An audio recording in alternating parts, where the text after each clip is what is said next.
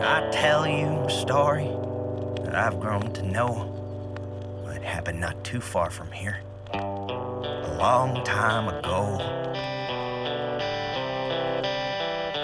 It takes place in a land where homes reached up toward the sky, a sight not unfamiliar, surely you drove by. A city of billboards stretched to the horizon where there folks lived, encased in advertisements. The story ain't about a city, it's about a young man who ran his own billboard at the edge of town. Now, locked away from the world in his narrow abode, he had one job in life: to advertise what he was told. And inside the little billboard, the operation was family run, passed down through the generations, father to son. However, this son was different. He yearned for something more. With his father always looking over him, his duties were etched in his car. So like a master conductor, he'd take the billboard's controls to play to his audience the company's goals.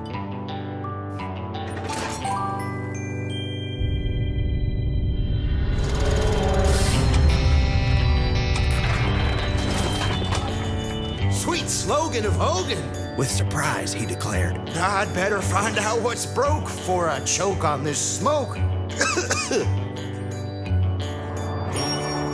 But the tear in the sign brought a shimmering light. What a beautiful girl. He'd never seen such a sight.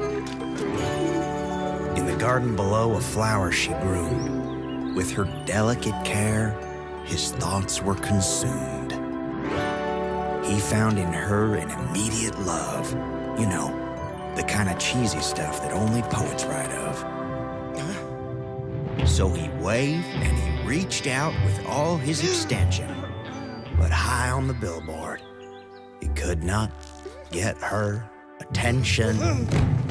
And as he lay sprawled on the floor, his attempt at a bust, his father looked down at him in scowling disgust. I got it. How could I have missed it before? Well, I'll find the right ad that will show my love more. So we searched through the archive from below to above.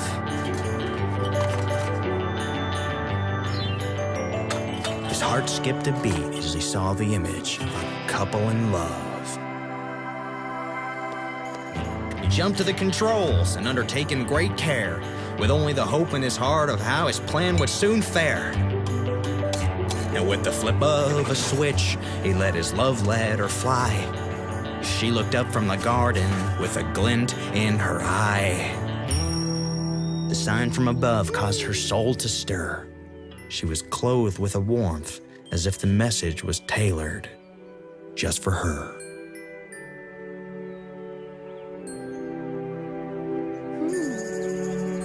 And in a flash, she was off and filled with a fresh purpose. But soon she returned with a brand new purchase. Now our hero dejected, well, he didn't have it in him to quit. He'd make his love requited through cunning and wit. He spent the next 24 years and kept changing that sign in order to find the one message that would make her mine. I mean his.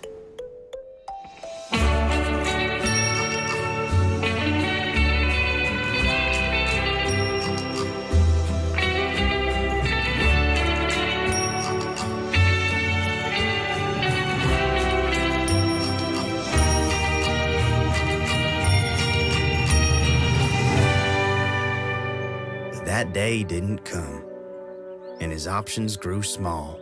With his duties neglected, the ads came to a crawl.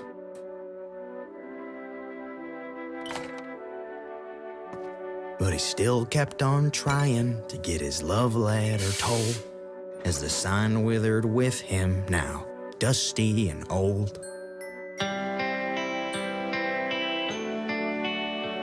In the passage of time, didn't do her much good, as his advertised affection bought her more than she should. With hope nearly gone, he let out a sigh, remembering the lonely years that passed them both by. They threw a used carton from the floor where he lay, which dislodged an old message that rolled his way. With no other options, it was better than not. With a shrug of his shoulders, he decided to give it one last shot. As expected, with another buy she returned, but tossed it in loathing, thinking to herself it made her no happier than the clothing. The new addition was more than her small home could take. With a low rising rumble, the house started to break. It came down a-tumbling. Her junk spilled out on the lawn. She looked up at the billboard as anger started to dawn. She grabbed the nearest appliance to return to the sender. From inside the billboard, our man was hit with a blender. Our hero's frustration turned into rage. He ripped through the billboard in destructive rampage. He smashed the computer and kicked down the archive. He stared down the mailbox and at it he died. In one final act of rebellion, he tore his father's picture from the wall and tried to place it back gently as the sign started to fall.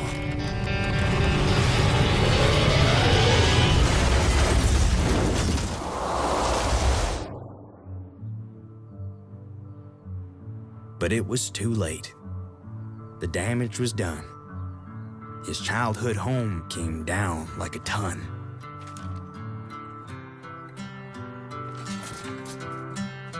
With the billboard in rubble and his house all destroyed, our poor man stood standing. He was now unemployed.